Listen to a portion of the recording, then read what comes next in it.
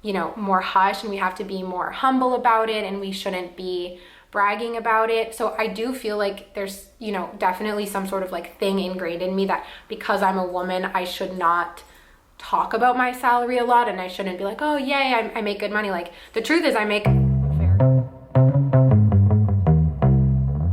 I in the background? Yeah, just your head. Is that okay? I mean, It's just a little head.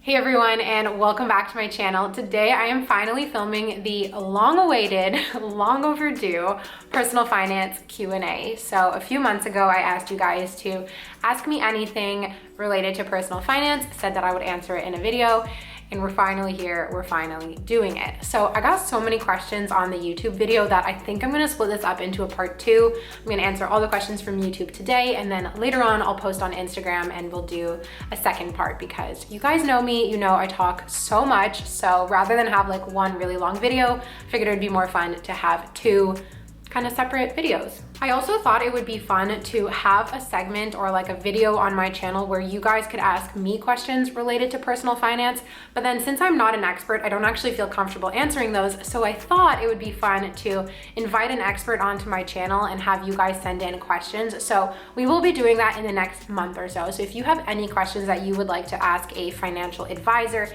anything about investing, debt repayment, retirement savings, like anything like that, leave them down below and I will gather them and we will be filming a video, if any of you guys remember, with Zoe from Wealth Simple. So we're gonna have a Zoe x Zoe collab again. So any questions you guys have about your own personal finance, leave them down below, and without further ado, let's get into today's Q&A. By the way, there's kpmg in the background. We're in Vancouver, so make sure you're subscribed and you look out for the Vancouver travel vlogs that will be coming. Probably the next video after you watch this one will be us packing and prepping and flying over to Vancouver. So yay, we're in Vancouver, and I'm filming a video. Let's talk about personal finance.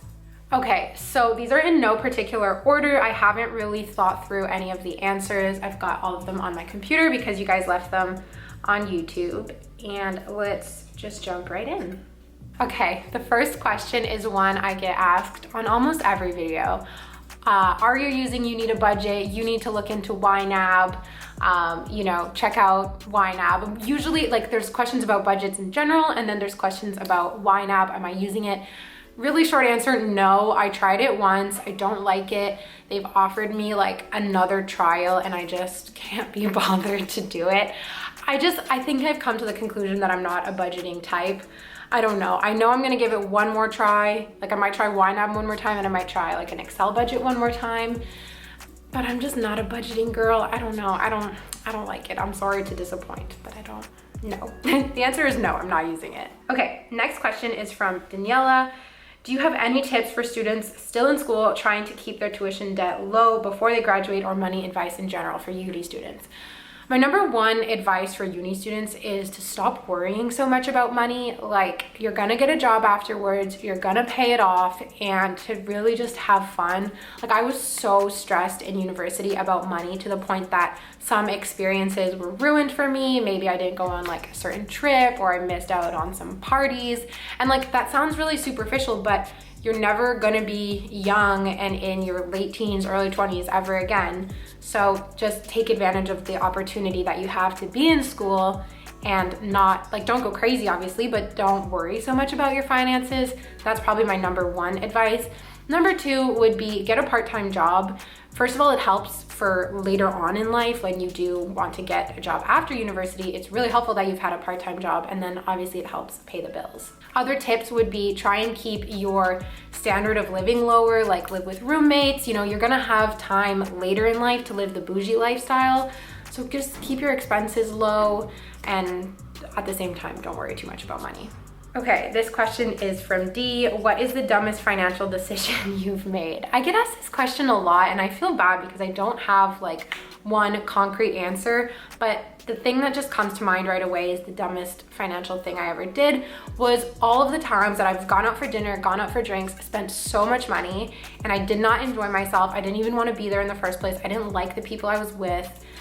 All of that probably adds up to like like thousands of dollars, and I didn't even want to be there. So why was I there? Why was I wasting my money? So I guess the takeaway from that is when you don't feel like going somewhere, say no. And if you can't say no, just go and don't eat or drink. I know that's bad, but don't do it. Just don't do it. Next question from Christina. How much did you make at your Big Four job? So I already kind of talked about this in my living paycheck to paycheck vlog or my lifestyle creep vlog, but at my Big Four job, my starting salary was 65,000 Canadian dollars. And I received a $5,000 starting bonus. I don't think I ever said that, but it was $5,000 before tax. So it ended up being like 3,000 something, but that was my salary. Okay, this next one is from Nestle Mitchell. This is a really good question. So it says, not necessarily a personal finance question, but I'd love to know why you feel uncomfortable saying that you make good money from your job. It's always been interesting to me how we as a society have been told that saying how much we make is taboo. It's an overarching social stigma that I wish we could get rid of.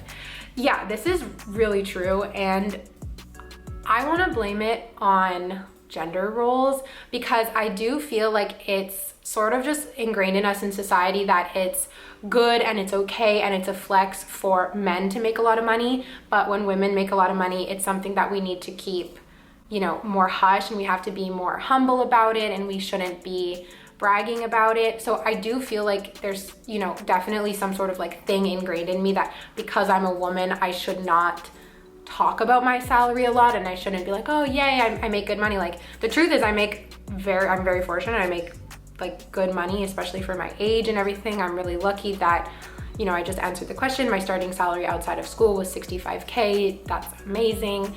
And yeah, I do think that there's probably something just by the way I was raised and by the way like society tells girls how to talk about money versus how society tells boys how to talk about money. I think that's definitely part of it. The other thing, you know, whether maybe it's related to the gender roles, is I just never, ever want to be braggy, because I think, you know, obviously I'm for like transparency around money, but at the same time, I would never want to make anyone uncomfortable or make anyone feel bad by being like, this is how much money I make so much money, like knowing that, because there's so many things that go into how much money you make, like what you studied, you know, can dictate how much money you make. Like it's kind of known that if you study business, chances are you're going to come out with like a higher paying job, or than if you become a doctor, a lawyer, whatever. But I just think at this age when we're all making such different salaries and it has nothing to do with you as a person or how intelligent or hardworking you are, I do feel bad to go around being like, I'm making so much money. And maybe sometimes on a certain level, I feel like I don't deserve it. I don't know, that could be part of it, is that I feel guilty for making more money.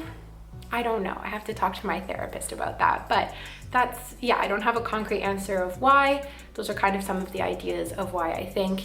And then I guess part of it too is being online. Like I'm the same way with my friends. I don't like to talk about how much money I'm making with my friends, just because I know we all do have different salaries, and so I don't, like, it's just, I don't know. And then just being online too, I'm always trying to be very careful in my videos to not make anyone feel lesser than. I think a lot of the time on YouTube, we come on and we watch these YouTubers and they have beautiful homes, designer bags, you know, we know like, okay, if their job is a YouTuber, they're making tons of money. And it can make you feel badly about yourself because you compare yourself to them and you're like, well, why aren't I having this, you know, really nice apartment? Why am I not having this designer bag? And so the same can be true of salary, of why am I not making this much money? And so for that reason too, I don't want to come online and do that and make anyone feel like shit. That's a long answer to a long question, and it's a difficult one. It really is. And one more thing I want to say is with the gender roles, I don't think it's a good look when men brag about how much money they have. I think it's more accepted by society, and it's more even encouraged for men to flex on how much money they have, but I don't think it's a good look, and I don't think anyone necessarily should be flexing on how much money they have. That's it for that question. Okay, Claire McGuire, how much money do you feel like you need to have saved at your age? Where do you want to be financials wise when you get married, have kids, etc.? At my age, I don't feel like there's a certain amount of money I should have saved. The pressure that I personally feel is to buy property. I feel like moving into my mid-20s. That's when I started seeing my peers buying property. To be fair, a lot of them were in couples when they are buying property, which obviously makes everything easier because you're pretty much splitting everything in half, which is another topic entirely that I get so, yeah, it's just life is easier when you're in a couple. But yeah, the pressure I feel is to start looking into buying property, which is not even something I necessarily want because it obviously is a huge financial investment and it ties you down. Like if I buy property in Montreal, then I feel like I have to stay in Montreal. But seeing all of my peers and seeing so many people, not all obviously, but seeing so many people my age buying property, it makes me feel like I'm not at a good place in my life, or I'm not at the right place, or I'm not far in advance enough because I'm not buying property. How much would I like to have saved right now? I don't even put a number on it because I feel like I just started saving since I just started paying off my debt. So I'm just like, let's save as much as we can and we'll figure it out later. That's kind of where I'm at right now. But I do really like this question. Where do you want to be financials wise when you get married, have kids? Get married, I don't know. I don't care. Like I have no idea when that's gonna happen. But I do know that when I have kids, financials wise, I want to be very, very, very secure. I grew up with a mom who had lots of financial anxiety, and my dad had his own financial problems that it really transferred onto me as a kid, and I was really anxious. I was always aware of money. I was aware of what I had, what my friends had, what I didn't have. And I really don't want that for my kids. So when I do have children, I want to be in a really stable financial space. And I want to be able to enjoy life with my kids. Like my mom worked from 9 to 5 every day. She was in trouble if she was late. She had to stay till 5 on the dot. Like she couldn't take me to doctor's appointments all the time. She couldn't like pick me up from school. She couldn't volunteer to be like a parental chaperone on school trips. Like she didn't have that flexibility, and I always was jealous of the kids whose parents did have that flexibility. So I want to be in a financial place where I can, if I want to take a year off to like spend time with my kids, or if I want to, be part-time to spend more time with my kids. And my other rule is that if I'm going part-time, my partner is going part-time. Like I want everything to be equal, so I need my partner to be financially stable as well. Which I know is just like, it's like, I want to be rich when I have kids, but I just really, really, really want to be financially comfortable because that's such a period of time that one, forms your kids, and two, you'll never get that time back with your kids. And I feel like my mom, I'm putting totally words in my mom's mouth, but there was so much time that I wish I could have had with my mom that I didn't, that I want to make sure I have with my kids. And, being financially comfortable can give you those opportunities. So that's how I feel about that. So all that to say, I won't be having any kids anytime soon because I need to start saving my money. Okay, do you track your credit score? I do not. I don't really care. I know it's good, so that's all I care about. So this comment had a few questions. Question number 1, do you donate to any specific charities monthly or annually? If so, how much do you donate? So I don't donate like on a regular basis. I just don't feel like I'm there yet financially. Last year, I donated to a few charities that were involved with the Black Lives Matter movement. I donated to one in Montreal called the Desta Black Youth Network, and I donated to another that was in Minnesota. And then this year with my mom, we also made a donation to the food bank. I feel like I haven't found a charity that really speaks to me yet, and when I do, I'll be able to give more. But potentially, unpopular opinion, there's a lot of sketchiness that goes into some charities, obviously not all. And so when I do choose to give my money to them, I want to be really, really careful with where I give my money to, because I obviously want it to be going directly to relief, problem solving, whatever, and not to like all of the bureaucracy that goes into charities. So that is something I'm really aware of and really careful about, but I am excited to be in a place financially where I can donate to charity or help out with my money.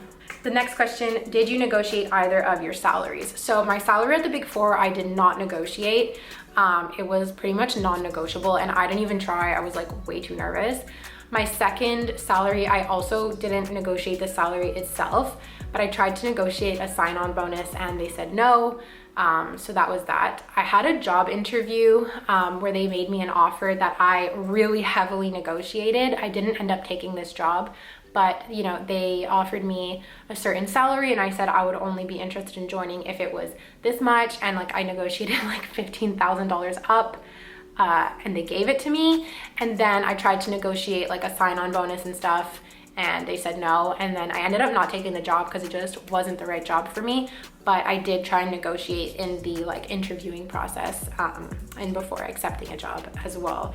And I think negotiation is kind of like a muscle. I talked about this in the podcast I did with Tess Barkley, but it's so important to negotiate, and you can just ask for little things like sign-on bonuses. You can ask for them to pay your phone bill, stuff like that. It's so important, and I've gone from not negotiating at all to negotiating like $15,000, which is really cool. And as I progress in my career, those amounts will only go up. So really important to start negotiating as soon as you can. The last question, how much do you contribute to your retirement each month? How much do you have saved for retirement? So saved up already for retirement, I believe I have $3,500. This is like old money that I just like put away. Every month I contribute about $150 to my retirement. This is taken off automatically from my paycheck and put away into an investment account with Manulife, and my employer matches part of it. Okay, this question made me laugh. It says, is it a turnoff for a girl if the guy you are seeing likes to save a lot of money? Let's say you go out to expensive restaurants a lot and he doesn't want to do that as often. How do you feel about that?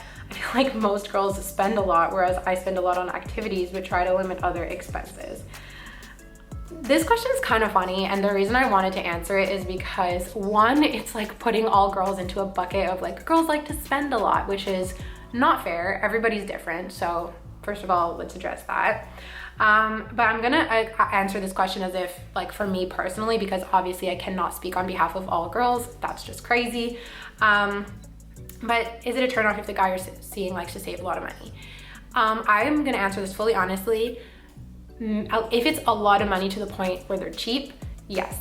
Because as you guys see, I like to shop a little bit, I like to spend a little bit, and if I'm seeing somebody that just doesn't want to do that, and so if I want to do stuff with them, then I have to pay for everything, that's kind of annoying. I think when you are dating and you are in a couple, a lot of the times, especially at the beginning, your spending does go up because you guys are always wanting to do stuff together. You want to go out for dinner, you want to go on, dates, whatever, and that costs money.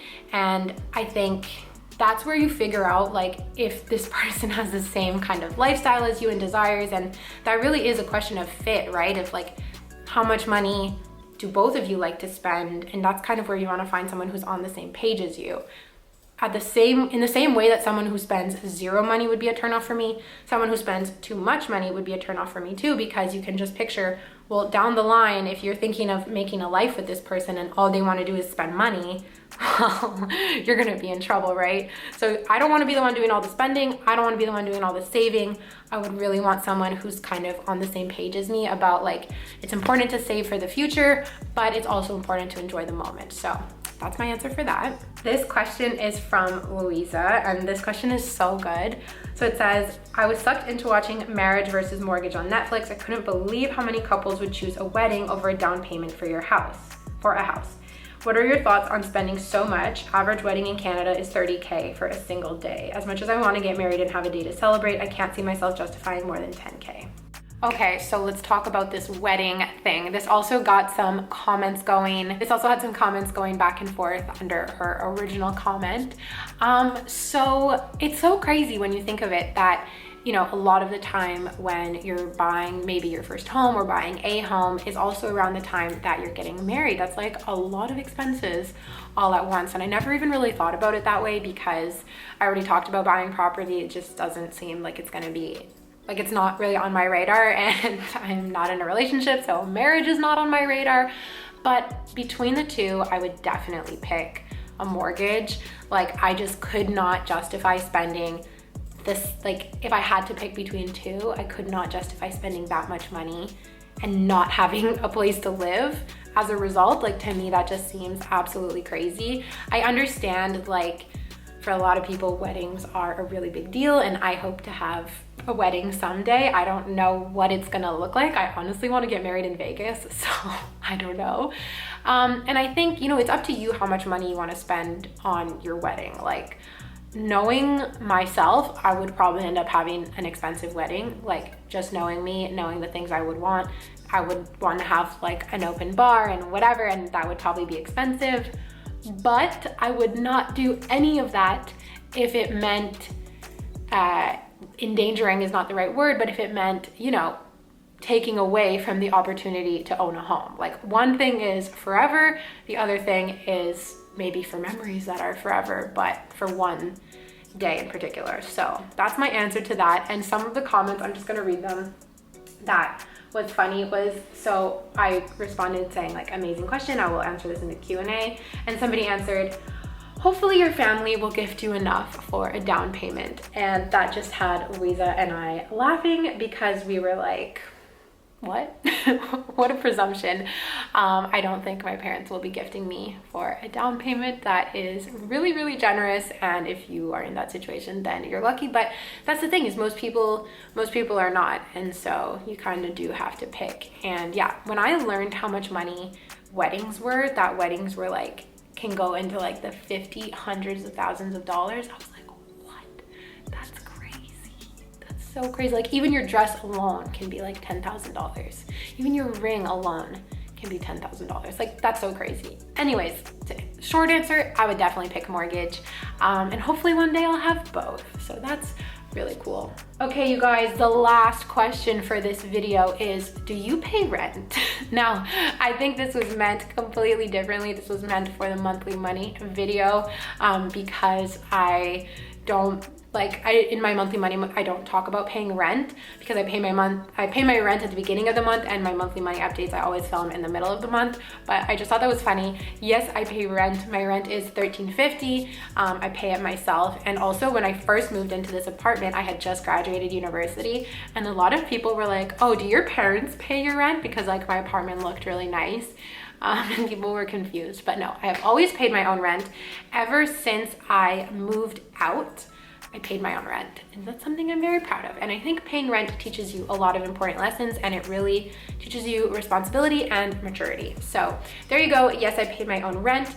And on that note, we will wrap up this Q&A. Thank you so much to everyone who asked questions, and thank you guys so much for watching. I hope you liked this video. Let me know in the comments if you liked it, if you would like a part 2, and don't forget to let me know in the comments any questions that you want to ask for the financial advisor, Zoe. A great question we can ask her is, should we buy mortgages or should we get married? We can ask her that, but let me know in the comments anything you guys want to ask. You can also let me know if you want it to be anonymous, and I'll be posting a prompt on Instagram as well if you want to wait for that. So with that being said, thanks so much for watching. Hope you're having a fabulous day, and I'll see you all in my next video. Bye.